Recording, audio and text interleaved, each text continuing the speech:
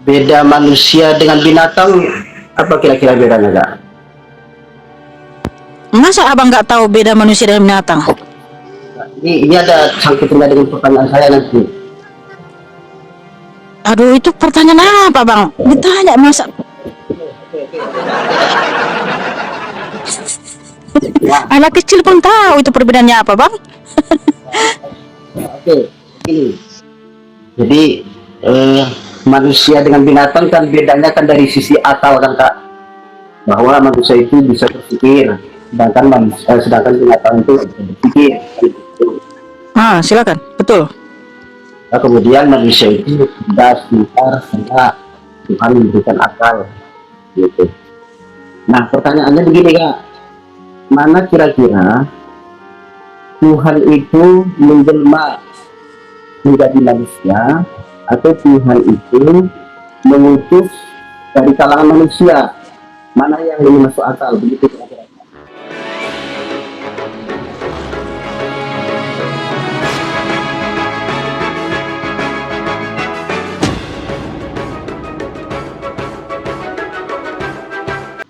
Emang kamu tahu ketika Allah itu datang ke dunia itu mau ngapain?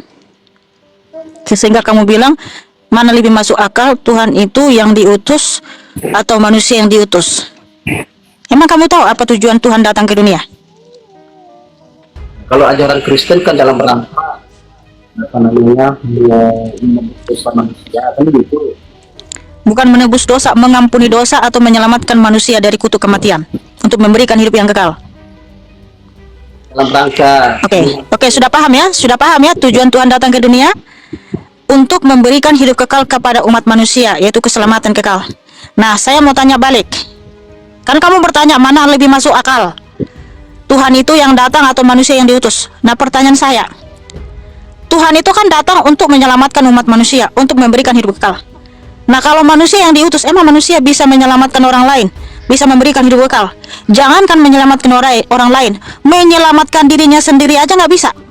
Jadi mana yang masuk akal? Tuhan itu yang datang menyelamatkan kita atau manusia yang menyelamatkan kita? rangka memberikan pemahaman kepada manusia, maka Tuhan mengutus manusia supaya tahu. Kenapa sih lompat-lompat bang? Ini kan konsepnya untuk keselamatan kekal. Tuhan datang ke dunia ya untuk menyelamatkan umat manusia, memberikan keselamatan kekal, hidup yang kekal untuk bisa masuk surga. Nah, kalau manusia yang diutus, emangnya bisa manusia membawa manusia yang lain ke surga atau memberikan hidup kekal? Bisa, Bang? Sekarang begini, Kak. Jawab. Nanti aja.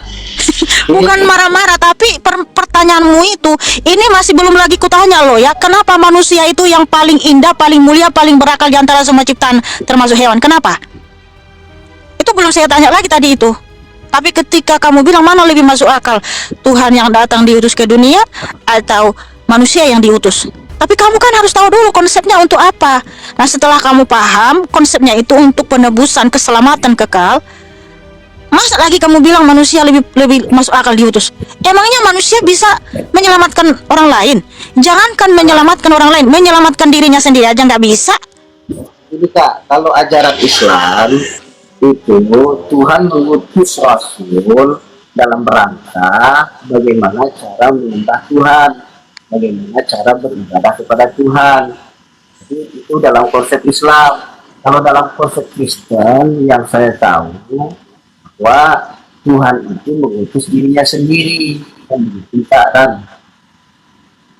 Nah, kalau makanya jangan samakan dengan imanmu bahwa Tuhan itu datang untuk menyelamatkan umatnya, untuk membawa ke surga hidup yang kekal. Kalau kalian kan masih diajari hanya untuk apa? Untuk menyembah. Bagaimana dengan kalau konsep keselamatan tentang kebangkitan sudah terbukti? Nah, jadi makanya, Kak. Enggak, bentar dulu Bang Abi. Tadi kan Bang Abi bilang, ini kan seharusnya Abang nggak usah compare ke agamamu, karena di sini kan Anda bertanya. Di sini kan tentang kekristenan, tentang Alkitab. Ketika Abang compare ke imanmu, Bang, maka saya juga berhak bertanya kalau kamu samakan. Biar bisa jadi perbandingan. Kita tadi kan punya akal, bisa berpikir, mana yang lebih masuk akal, yang logis? Apakah Tuhan mengutus dirinya sendiri dalam hal ini menjadi manusia, atau Tuhan itu mengutus rasul atau kalangan manusia dalam rangka menyampaikan risalah Tuhan? Kan begitu pertanyaan saya. Makanya Bang, kamu harus paham dulu kenapa Tuhan itu datang ke dunia. Sebelum dia datang berkenosis ke dunia, ya berkenosis, Tuhan Yesus yang adalah Yotevave Elohim sendiri sudah mengutus para nabinya untuk menyampaikan pesan, untuk menyampaikan ajaran kepada umatnya Israel. Sudah paham? Kalau untuk bagaimana cara menyembah Tuhan, bagaimana cara kurban darah domba, itu memang Tuhan sudah mengutus para nabinya. Tetapi kalau untuk menyelamatkan kita dari kutuk kematian supaya kita bisa bangkit untuk hidup yang kekal, harus Tuhan itu yang datang. Nggak bisa diganti sama yang lain, karena nggak ada yang bisa menebus kita dari kutuk kematian atau dari hukum Tuhan selain Tuhan itu sendiri. Makanya dia sendiri yang datang menyelamatkan kita, karena manusia nggak bisa menyelamatkan kita. Jangankan manusia, malaikat aja nggak bisa menyelamatkan kamu. Malaikat nggak bisa membawa kamu ke surga. Malaikat nggak bisa memberikan kamu hidup kekal. Yang bisa memberikan hidup kekal itu hanya Tuhan itu sendiri, Abang. Nah, itulah buktinya Tuhan Yesus itu Maha Pengampun. Dia sudah datang ke dunia memberikan hidup kekal di atas kayu salib, sehingga ketika Tuhan Yesus mati, dia bangkit pada yang ketiga. Dia juga membangkitkan manusia-manusia yang telah mati sehingga mereka bangkit. Makanya sekarang itu ada Henok, ada Elia, ada Musa. Mereka sekarang di surga. Kenapa Tuhan Yesus sudah memberikan pengampunan? Nah, jadi udah paham Abangku? Ya, saya kan mau mengklarifikasi. Kita kan yang punya pikiran tadi kan juga kan.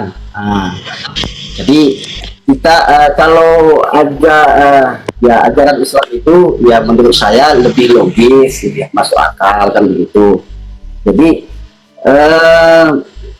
ketika saya melihat dari diskusi-diskusi yang ada bahwa misalnya manusia itu sudah berdosa, sudah dikutuk, begitu kan, sehingga kemudian perlu Tuhan itu mengutus dirinya sendiri kan begitu. Nah, kenapa sih Tuhan itu membuat masalah-masalah begitu ya? Bukankah Tuhan itu Maha Pengampun? Ngapain kemudian Tuhan itu membuat suatu masalah kemudian menyelesaikan masalah sendiri? Nah, ini yang jadi masalah Kak, kan begitu. Karena dalam konsep Islam tidak ada istilah dosa atau kutukan ya, atau dosa waris gitu. Jadi kalau Nabi Adam itu berdosa ya berdosa, bukan kemudian keturunannya semua berdosa. Nah, ini yang jadi masalah Kak. Jadi maksudnya kita ingin terima konsep Kristen dalam memahami eksistensi Tuhan. Hanya saja di sini sering sekali kontradiksi tadi kurang masuk akal, sehingga inilah yang jadi masalah Kak. Makanya kadang-kadang apapun yang dijelaskan, karena yang namanya ya Tuhan dengan manusia itu berbeda. Jadi ini yang jadi masalah, seolah-olah bahwa manusia itu dari lahirnya sudah berdosa, sudah dikutuk. Padahal misalkan saya lahir, ya saya kan tak mau berdosa, saya kan tak mau dikutuk kan begitu. Sedangkan pemahaman Kristen sendiri, kalau udah lahir manusia, seolah manusia itu sudah berdosa, sudah dikutuk, maka perlulah diutus kemudian Tuhan tadi. Nah, ini yang jadi nggak masuk akal Kak gitu loh.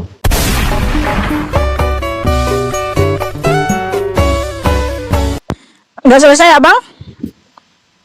Ya. Udah, oke. Okay. Berarti penjelasan, berarti yang masuk akal itu bahwa Tuhan itu lebih masuk akal mengutus manusia daripada Tuhan mengutus dia sendiri Kak ya? Oke Abang, kalau kamu bilang nggak masuk akal iman Kristen itu atau Tuhan Yesus menebus kita dari kutuk kematian sehingga dia telah memberikan bukti pengampunannya kepada umat manusia ya, sehingga ketika dia bangkit ada juga yang bangkit, itulah bukti bahwa Tuhan itu Maha Pengampun. Nah, kalau kamu bilang itu nggak masuk akal ya nggak apa-apa, tapi ketika kamu menyamakan dengan iman kamu gitu kan, menjelaskan iman kamu di sini, maka saya mau bertanya sama Abang, Tuhanmu itu Maha Pengampun tidak?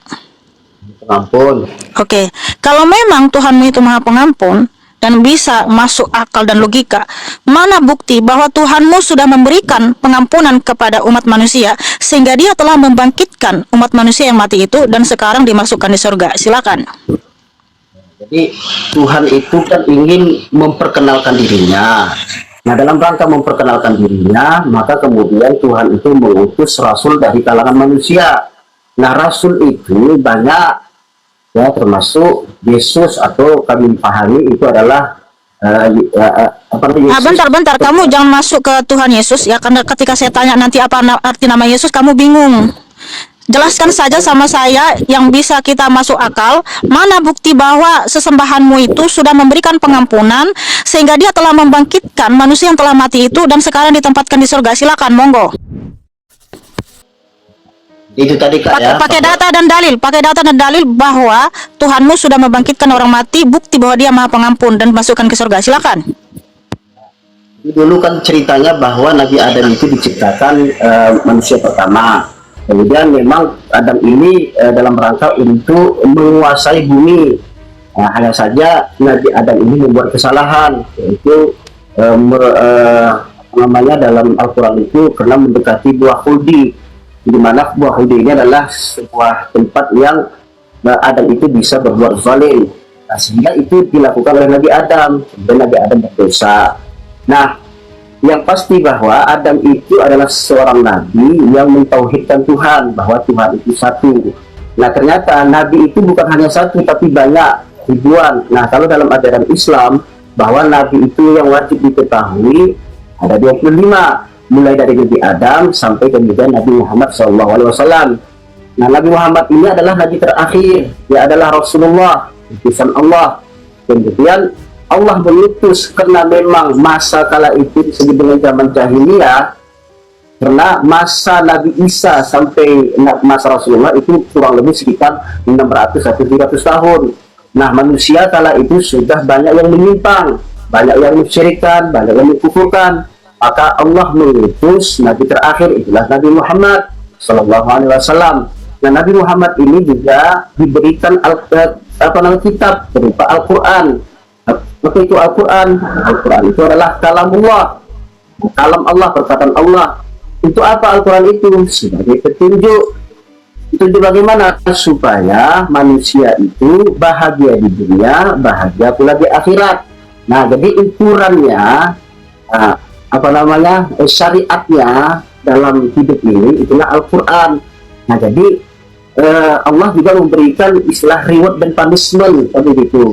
Kalau dia mengikuti Al-Quran sesuai dengan perintah Allah, jadi masuk surga. Kalau dia tidak mengikuti perintah Allah berupa Al-Quran, ya wajar dia masuk neraka. Kenapa? Karena sudah diberi Alkitab dan diberi akal untuk memahami Alkitab, Al-Quran itu sendiri.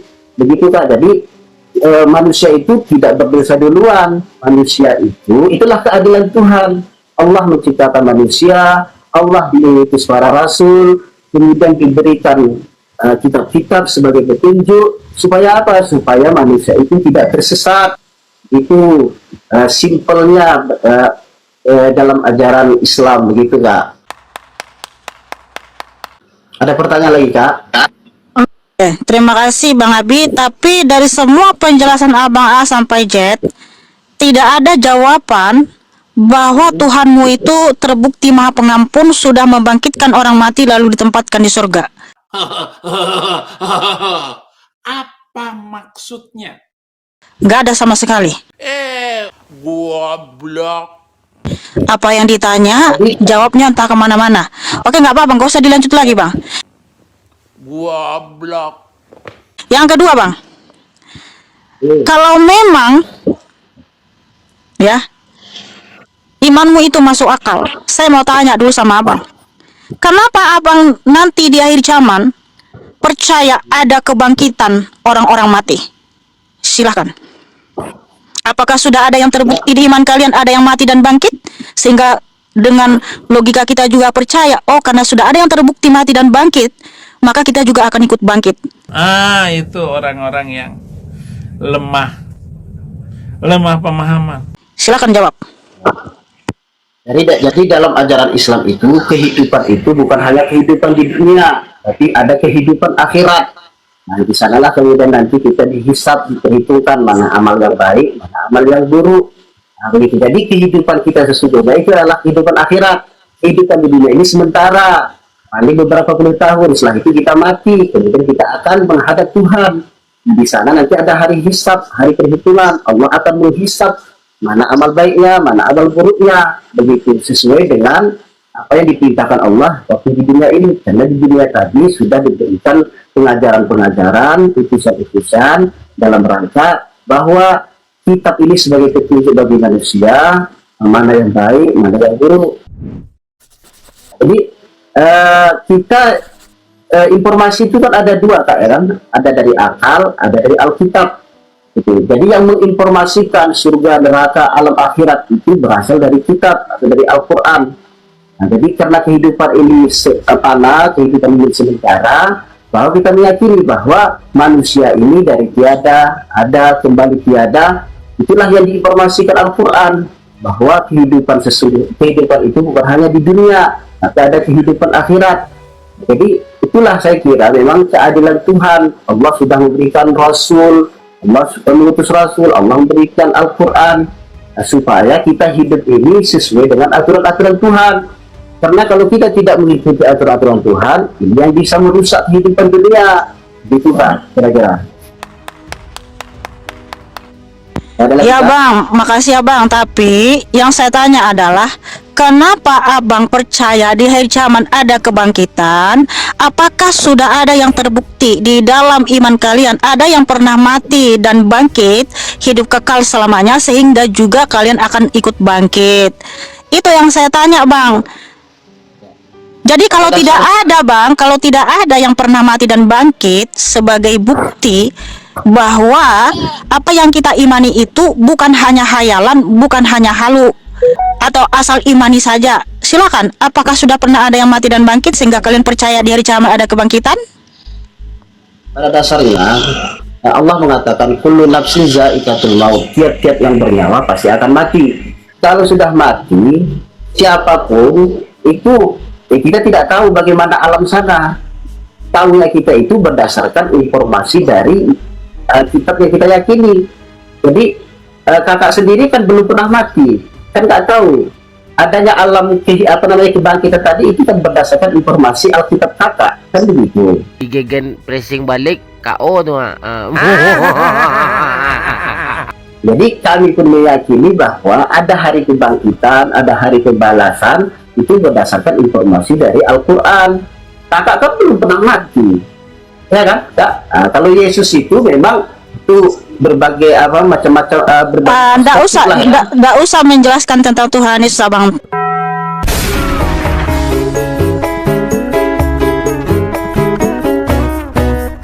Karena Abang nggak bisa menjelaskan itu, nggak paham.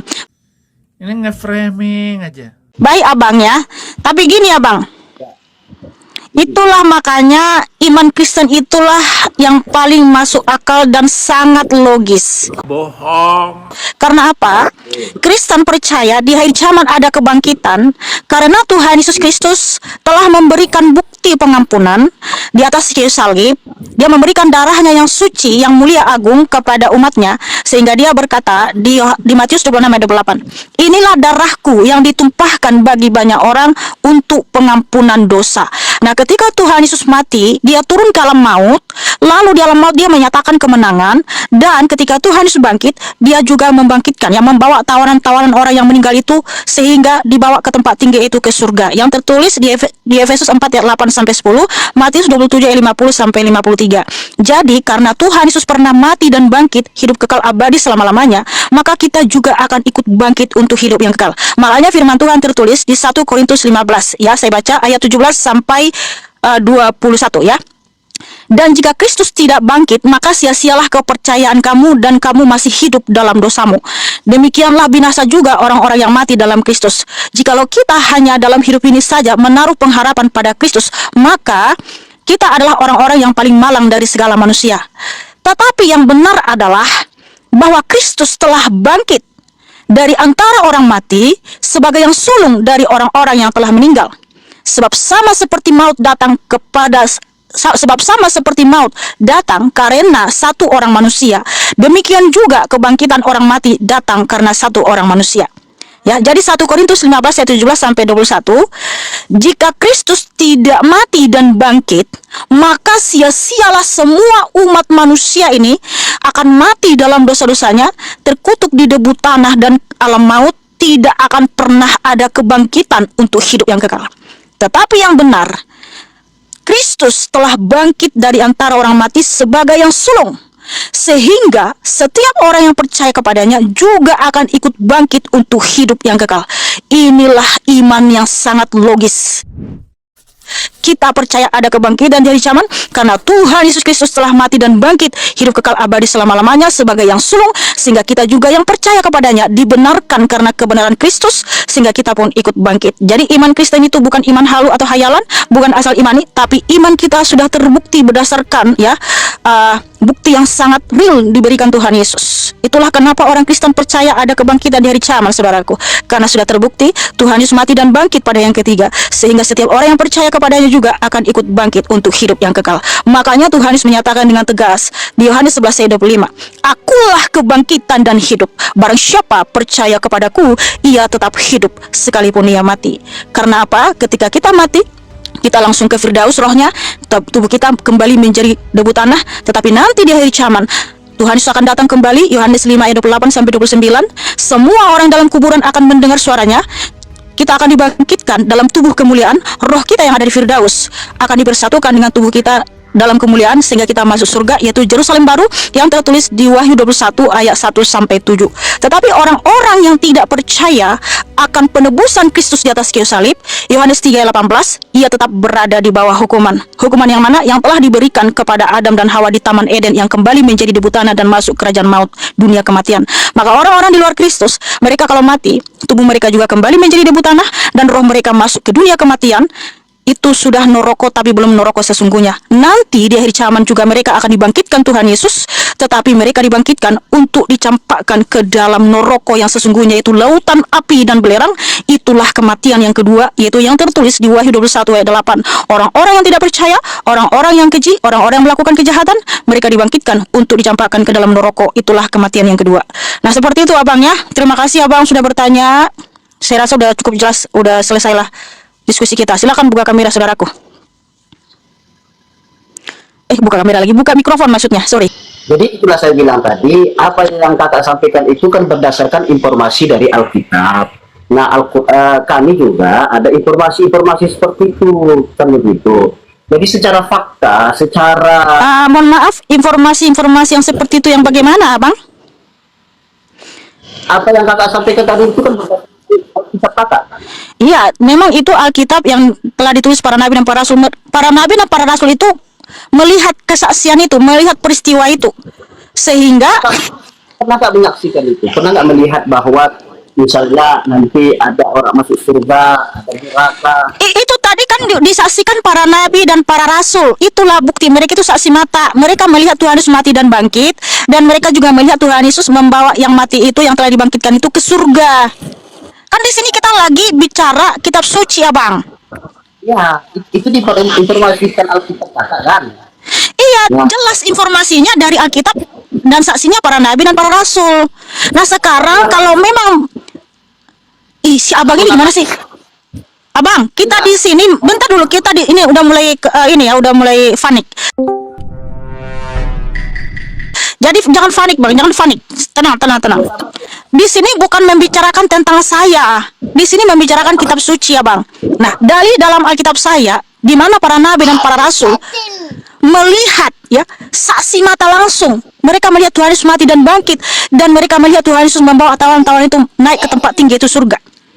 Nah, kalau abang bilang informasi-informasi itu juga ada di kitab kami, di mana dalam? Nah, tadi kan saya sudah tanya, bang, kenapa abang percaya di hari kiamat ada kebangkitan? Apakah sudah pernah ada yang mati dan bangkit? Abang nggak bisa jawab.